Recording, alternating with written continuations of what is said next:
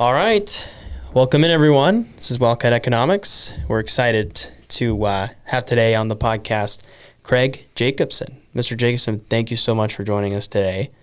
Craig is the president of Ovation Homes, and I'll have him introduce himself some more, but he has a connection to Weber State, of course, has been a lawyer, successful lawyer, and is now building homes throughout here in Utah, especially around, as we talked, especially around the 55 and up community, but all types of homes. So, Craig, please. And Connor is bearing the lead here. Oh. Okay. Craig here is a Weber State economics alumni. Oh, yes. Right? Yes. So keep that in mind. Yes. We have an affinity towards the economics department. Just a little.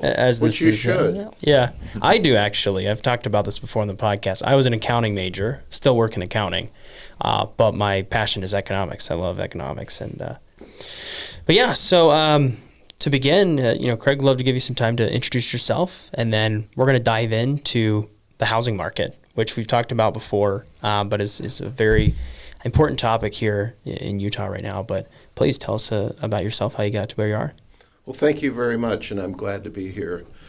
I have a great affinity for Weber State. It's near and dear to my heart. I've been involved in different ways, and it will always have a special place for me.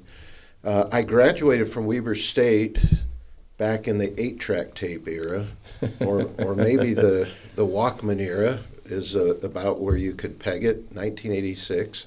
I then went to law school at the University of Utah, graduated in 1989. After that, I was in private practice for approximately 30 years, practiced at a couple of different Salt Lake City law firms. About 10 years ago, I was doing a variety of things. I had actually slowed down my legal practice a little bit. My cousin and uncle started a company called Ovation Homes about 30 years ago, and my uncle had turned 70 and was at a place where he needed to slow down a little bit. So my cousin called me one day and asked me to go to lunch and said, "My dad can only retire if you'll come and help me run the company." And with that kind of pressure from my cousin, I said yes, and so I've been at Ovation Homes now for 10 years and was the general legal counsel for most of that period of time and just part of the executive group running the company. About a year ago, some circumstances arose where I needed to take over the reins of the company, and so I've been in this position now for about a year. Okay, Very awesome. Cool. Very cool. And maybe tell us a little bit about Ovation Homes, what they do. I know I mentioned they focus around 55 and up communities, but anything else you can tell us about the kind of homes you're building? Yeah, we're building somewhere between 80 and 120 homes a year. It depends on the year.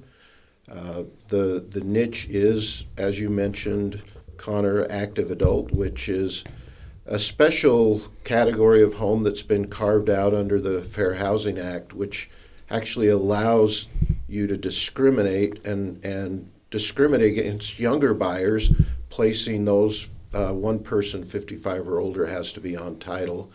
And then we build these wonderful communities in mostly Davis and Weber County, and they're very similar to what you would see in Palm Desert or St. George. They have amenities. They're one-level living. We have some really cool floor plans that allow people to downsize, but yet have a very spacious feel within the home so that when they bring grandkids over or have Thanksgiving dinner, they don't feel like they're really scrimping on what they had to offer before.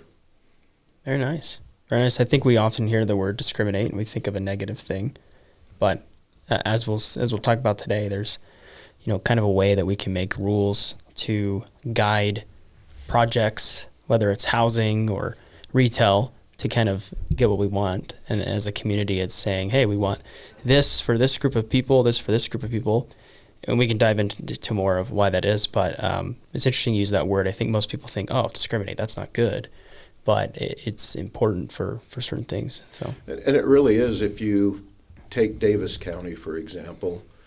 We have 90,000 residents in Davis County who are 55 or older. Wow. So you have a huge segment of buyers who are not being serviced by the housing market, and that's where we come in. Yeah. So on both ends, because I think we've always talked about the younger generation not being served by the housing market, but I don't think we often think about the older generation. A couple of episodes ago, we were talking to Mayor Nadolski. He brought that up, said it's not only just a housing shortage, it's a shortage specifically in this demographic of housing. Well, and the cool thing about an active adult community is that home buyer is sometimes downsizing, but oftentimes is moving from a home that can serve a younger family very well. Mm-hmm. So in buying one of our homes, you're actually opening up another doorstep for somebody who needs a home. Yeah, absolutely. Yeah. Well, I think that's the topic we want to settle on today is housing. There's so much to talk about that. I think we want to first start off by talking about maybe the process. So given a little background, I've talked about this before. I'm on my city's planning commission. And right now I'm an alternate, which means I don't have to vote. I just get to sit back and watch the process take place. And I'm in a city, far west, which is a good city to focus on because it's a city that has a lot of land that used to be agricultural land. Over the years, that's been sold to developers, and then those developers are vying for options on what to build in that area. And there's a lot of positive and negative feelings around that in the city. And so as a planning commission, I've kind of learned this process, but would love to get your view as you've gone through this. Like, how do you build a community from scratch? How do you go through that process? Who's involved? And maybe what... How long does it take? How long does it take, and what things you have to navigate and all that? So I think one of the frustrations that developers have is that it can take much longer than anybody would ever imagine. Connor, you and I were talking before we started recording, and you were asking about projects we had that were coming online. We just recorded a plat on one of our projects that's in Davis County 2 weeks ago. It took us 4 years to get that project approved. 4 years. And I don't think you can really plan on it taking less than a year in virtually any town or city in the state of Utah at this point. Yeah. I mean, I could see maybe a year. I mean, there's all sorts of paperwork and things like that and schedules that have to be aligned. 4 years. I mean, you got to think about what's happened around here in 4 years. I mean, how do you plan, in terms of the housing stock when you get delayed 4 years out from the plan to the implementation? And again, you haven't even broken ground yet, right? And that's what makes it difficult. We have broken ground. Developers can do it one of two ways. You can either record the plat and then do your improvements. Oftentimes, builders will do the improvements on an approved plat and wait to record until the improvements are in because that saves you on bonding requirements with the city. So we actually obtained our final approval back around July and then began our development, or lateral improvements they're often referred to as, and those were finished in December, but it still took us until just into January to get the plat recorded. Yeah, I mean, even then, the breaking ground, that's 3.5 years. Right, to go from here's an idea, here's a proposal, we're finally breaking ground and getting this started. That is so long. And what causes that type of delay? Is it just red tape? Is it just people dragging their feet? It's a combination of many things. Sometimes it can happen when developers estimate incorrectly what they might be able to see through the entitlement process successfully. You might start with one plan and it changes course several times through the process of obtaining a final approval. And maybe I can back up to just walk through the process, which would help people understand. So in our case, we are looking for active adult projects. Those have smaller lots. If you have an active adult project and you can't get the project approved because the zoning requires half-acre lots, you're never going to do a project in that locale. So cities have what are called master plans, and those are usually reviewed every 8 to 10 years, or when something changes in a material way that causes the city to feel like there's a need to redo the plan. But those master plans cut the city up into different types of areas or zones and contemplates, in this particular area, we think that's a good place for commercial. This other area is a good place for larger residential lots. This area might be good for apartments. And then even though an area may be zoned agricultural, the master plan contemplates that it could be zoned for a traditional subdivision. You might call it an R18 subdivision, which would be 8,000 square foot lots, or it might contemplate a higher density, or it might contemplate a lower density. But as a developer or home builder, when you have the opportunity to purchase land, and here in northern Utah, that's becoming more difficult as well, and it's very competitive. Davis County has the least amount of developable ground left in the state of Utah. We have that unique geography of a big lake that's not as big as it once was. Lots of wetlands out on that side, and then you've got this mountain range on the east side.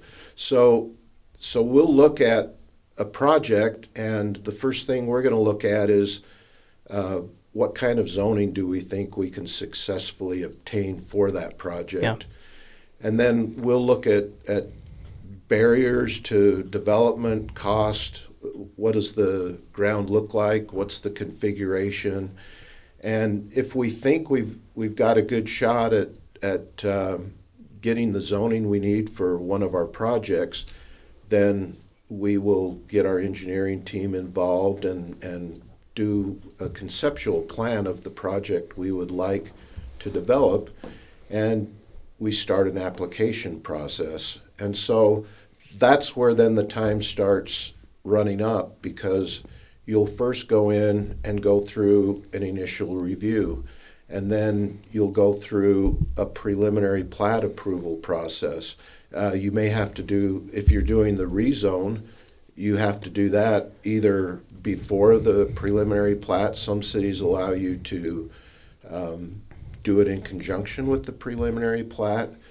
If your preliminary plat is approved, then you go for a final plat approval. Each of those are separate applications, and under state law, cities have a certain amount of time after receiving an application to review the application. Then they will give the developer feedback. We think we can support this, or we can't. We're going to ask you to do this, this, this, and this. And then you may have to resubmit. And then that starts the review process over again. And each of those review processes, depending on the city, can take anywhere from a month to 3 months. And so you're very quickly just eating up time. And so if you have to go through 3 different approvals to get to the end point, and each one of those is taking 3 months, you're easily into it a year. Wow. And I would say, to add to that, you talked about the barriers to development, and just those barriers you're talking about that are, hey, this is just administrative barrier. It's the fact that they only hold this many meetings a month, and to get your name on the agenda, that takes time, and to have everything reviewed by the city planner and the city engineer and the plumbing and utilities, like that takes time. But then there's also this barrier in Utah of, it depends on what you're building. If you're building a high density community, well, now you've got the barrier of the community around you pushing back. And I've seen that on the planning commission where projects get delayed. On top of all those admin things you were discussing, there's the political and social barriers of, well, the citizens don't want this.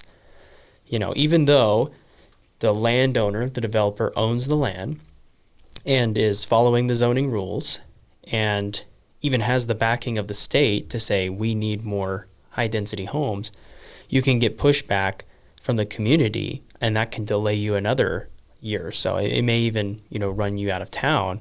And this is what I kind of wanted to discuss with the housing market is, we're seeing this call for mainly from, there's kind of two groups. There's this group that's calling for more starter homes. We want cheaper homes. We want our people to be able to, younger people to be able to buy homes.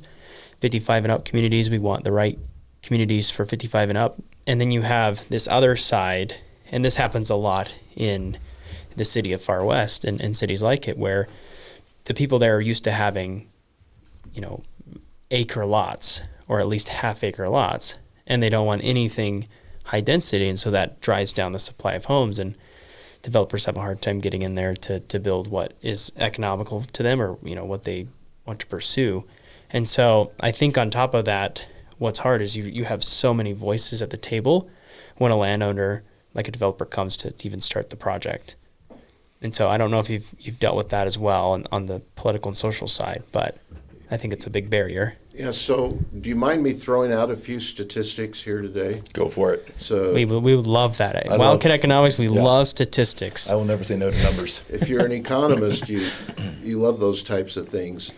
You might be surprised to learn that from 1991 until mid-2025, Utah had the highest appreciation in home prices in the entire country. Wow. That doesn't surprise me a ton, considering I've just watching the past 10 years since I've lived out here. It's been incredible. That is incredible. That is not entirely surprising, but still baffling to think about. And do you care to guess what that percentage increase has been? Since 1990? Oof. I think it's got to be 300-400%. Yeah, I was going to say 3 or 4 times? 650%. 6 times. So 7 times. So Well, yeah, 5 times. a 5, 6 home, times. and this is statewide, and you have areas like St. George that really grew and appreciated. So not every area is appreciated to that same degree, but averaging it out, if you bought a home in 1991 for $100,000, you sell it today for $650,000. Yeah. Mm-hmm. Wow.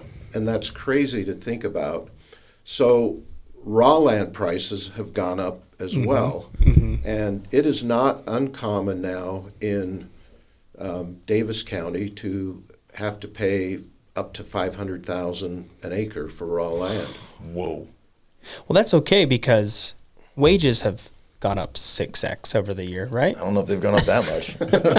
And that seems to be the issue with housing affordability is the housing market has gone up for various reasons. I think it's all supply and demand, as we know as economists and hobbyist economists.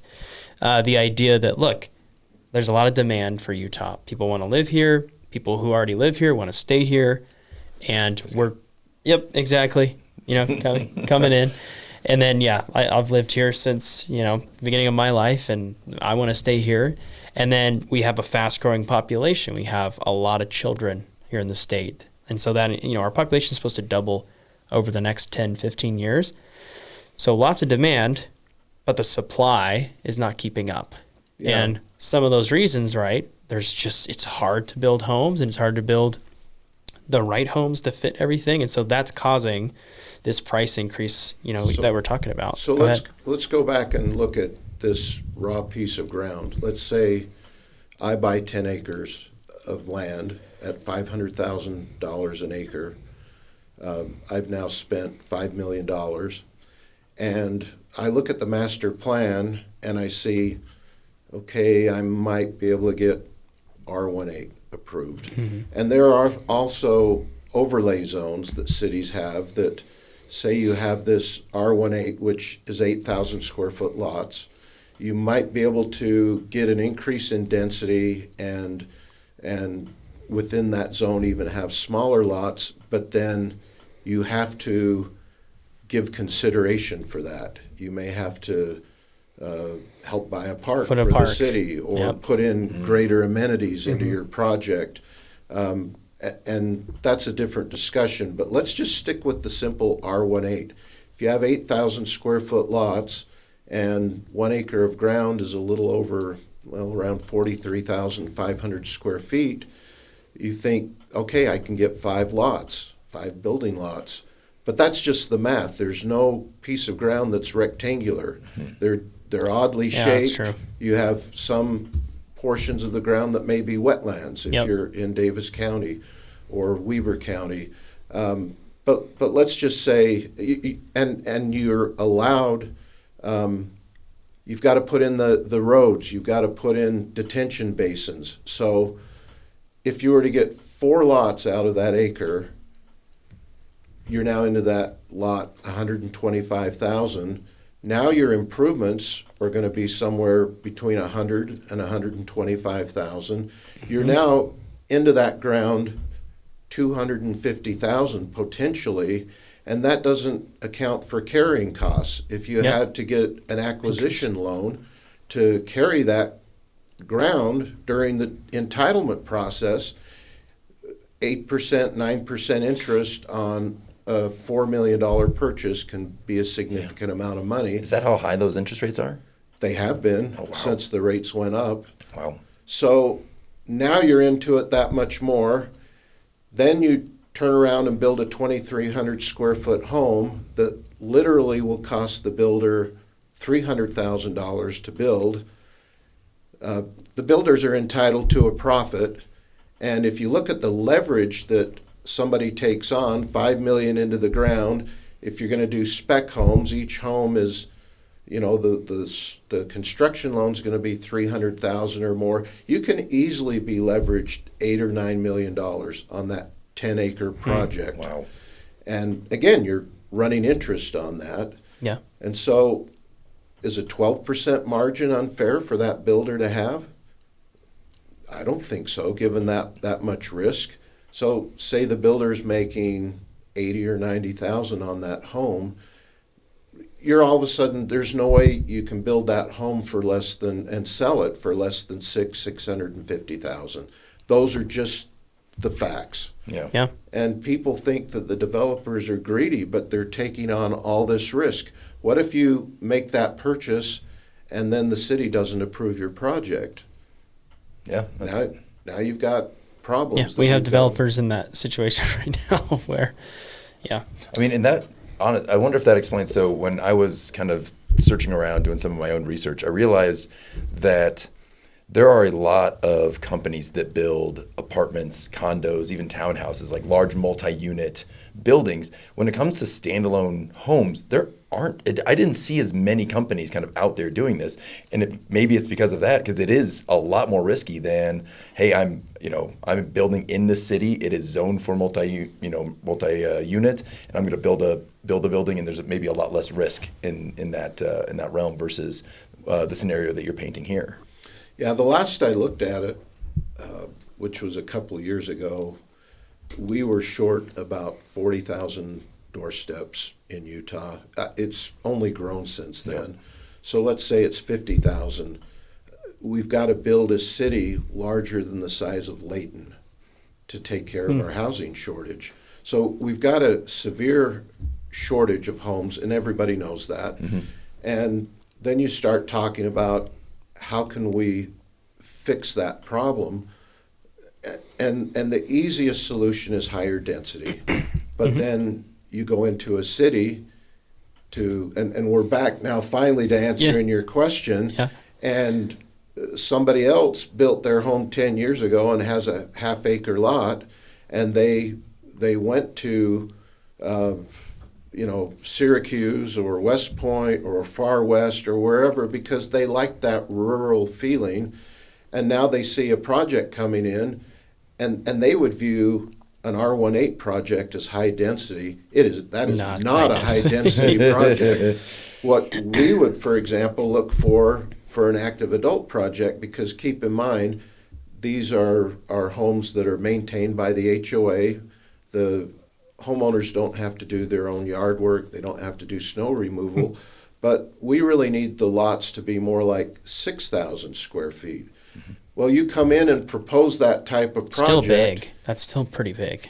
And you're going to have sometimes 100 people show up at the city council meeting, the rezone, and there's a public hearing, and you can sit there until 11 o'clock at night with one person after another parading up to the stand and they're furious that their lifestyle is being, in their mind, completely changed or damaged by this encroachment of homes that they don't feel will be the equivalent of what they built. They'll feel like it will devalue their home, even though oftentimes it won't. But that's sort of the environment that you're working within as a developer, to try to find something that you can make pencil, but something that you can also get approved. Yeah, and these are just so many conversations that I've had with so many people over the years. Just, even in my own scenario. So I grew up on the kind of boonies north side of Indianapolis, Indiana. I grew up on 10 acres of land wedged between a cornfield and a horse farm. And, I lived there my entire life. My parents were there forever. And then eventually the suburbs caught up with them. And they love the country lifestyle, love the rural lifestyle. And, talking to them like, okay, you have choices here, right? They're willing to pay you for it. So they sold that 10 acres of land. My judgment was, okay, this might be a good time to maybe downsize and find a nice little place where there's not as much outside, work, stuff like that. Nope. They were having none of that. They were not leaving the rural lifestyle, so they moved further out into the boonies. They bought 13 acres of land and built a house on it out there. And that was just a matter of time until that happens again. But it is one of these things that, because you set up a lifestyle for yourself, and I get that, and I empathize with that. But at the same time, there's so many people coming in. It's growing. They're growing pains. We talked to Mayor Nadolski, going back to that conversation again. He mentioned that, we build a lot of high density housing here in Ogden. And he said, the issue is that we need the other cities around to kind of pull their weight in that as well. We can't build it all right here. It needs to be spread out, but that not in my backyard, feeling comes up like, hey, I don't want this to change my lifestyle. Yes, I agree.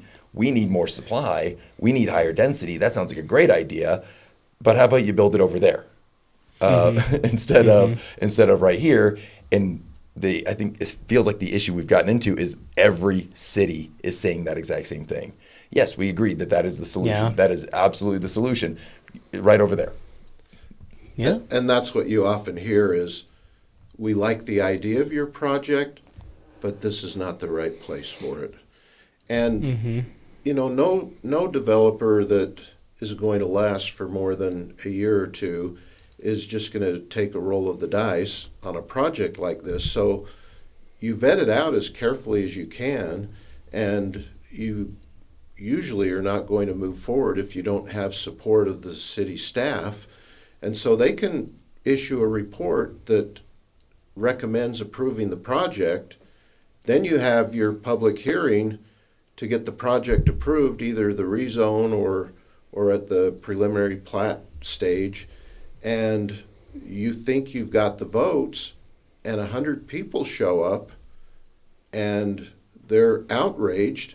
Well, guess what? Those city councilors are elected officials. Mm-hmm. Yeah. And they look at it and say, if I approve this project, I'm not going to get reelected. So you can sometimes go into a meeting and think your project's approved, and it will change and do a 180 within a matter of an hour. Wow. So you just have to be so careful about how you're approaching the entire process because of the cost that you're investing to get going in the project, and then the time it takes and the risk you have that something may go south on you during the process. Wow. Why do you think that people don't want high density housing? I just think that it's our Western culture.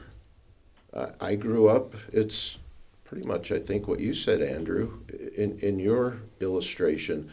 I had my yard that I played in as a kid. I grew up that way. I had Here in the West, we love to fence in our yards. You can go to Pennsylvania and drive for miles and never see a fence. But here in Utah, we like our 1/3 acre lots that we can do with what we want. We fence them in, and we like that feeling of spaciousness.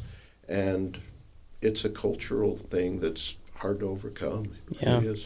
I mean, I still have the issue. I've been living in our house, for about 10 years now.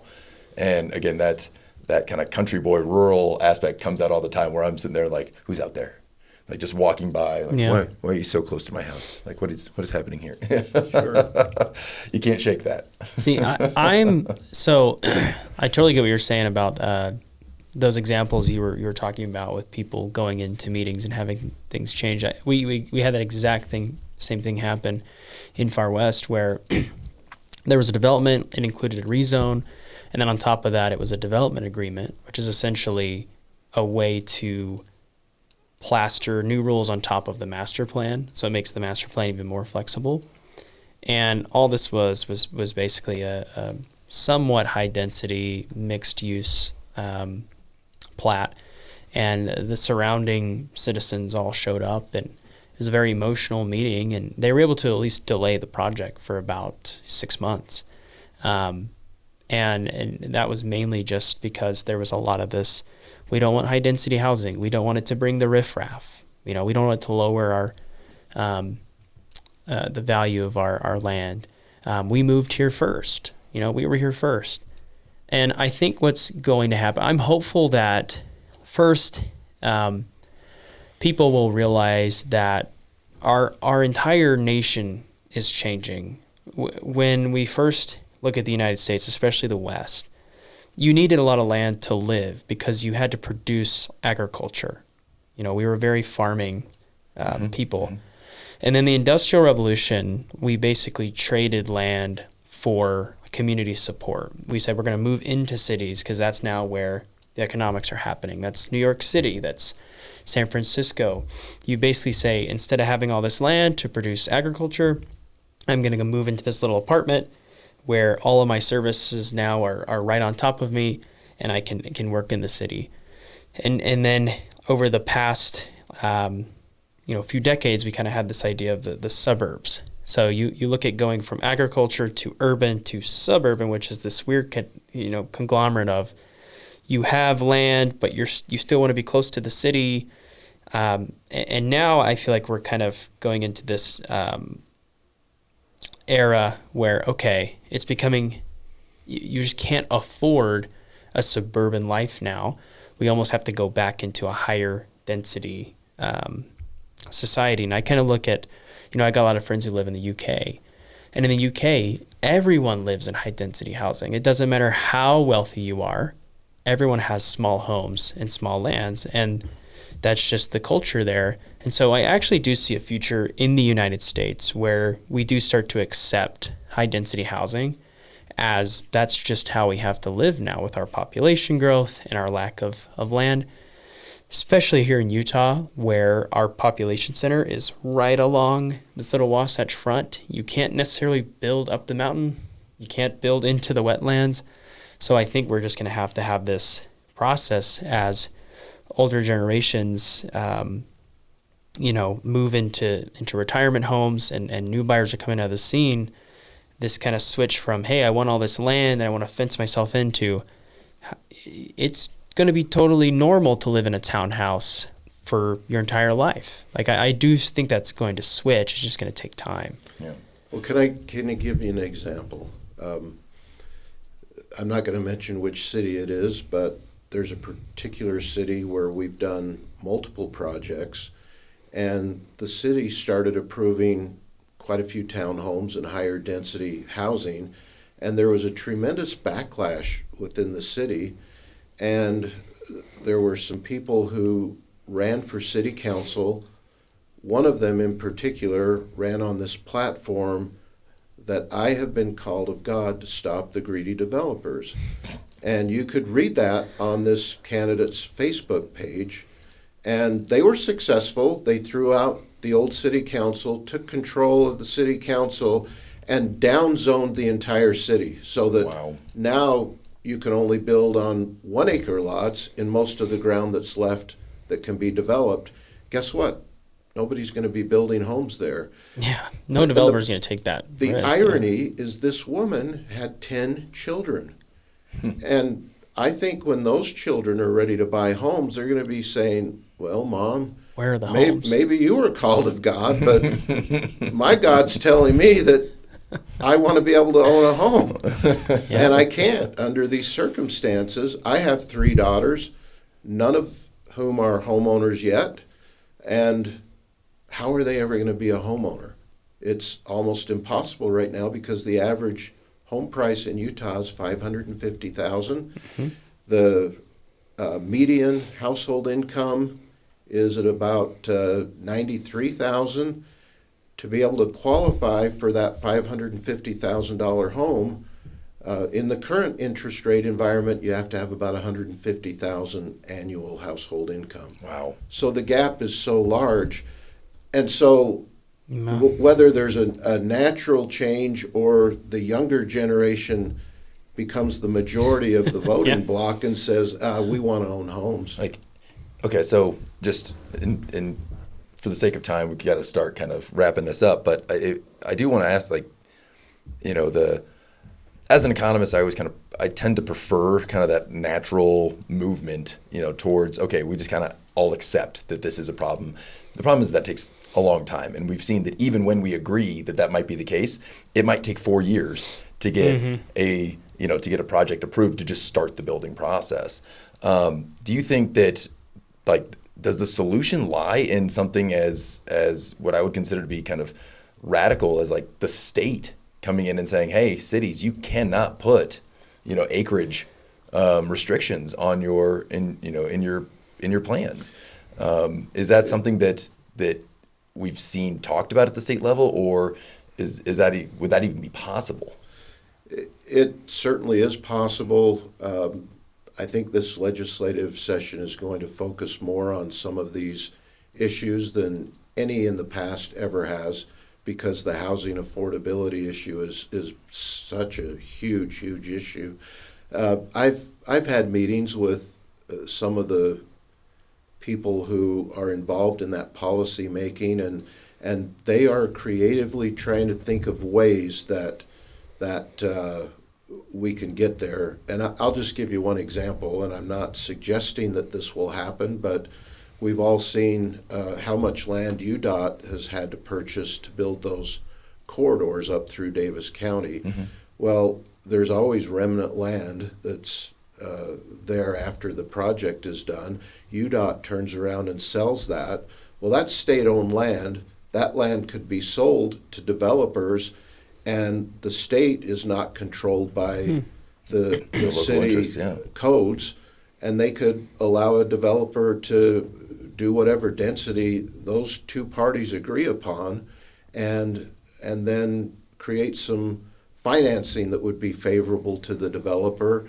And that is just one example of a way in which some affordable housing could be created without completely upsetting the apple cart. Yeah.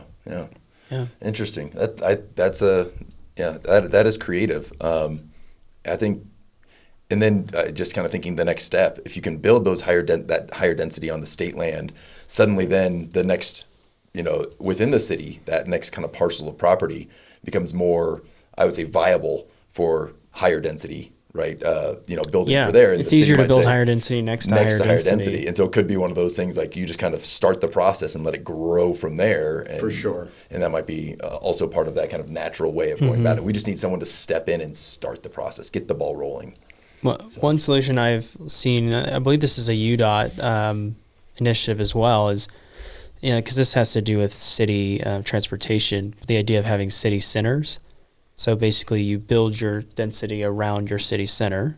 And so that does not mean that Ogden is the city center for all the other cities. It means, West Haven, Far West, they have a city center, and you build your high density around there, and then you kind of spread the homes out as you get further away. So it's that idea of, we don't want to build, it doesn't look right or doesn't feel right to build this high density plat right in the middle of a bunch of large acreage homes, but maybe it makes sense to build them next to each other. I've seen that proposed as well. And you can look at big cities, like that's typically how they're set up, is you have a high density area and it gets less dense as you get away. But again, I think, these are all great solutions, but I think there's such an emotional response each time to any kind of change in acreage, any kind of idea of, we would like to put townhomes. And as soon as you say that word, it just creates this emotional response. So change is scary.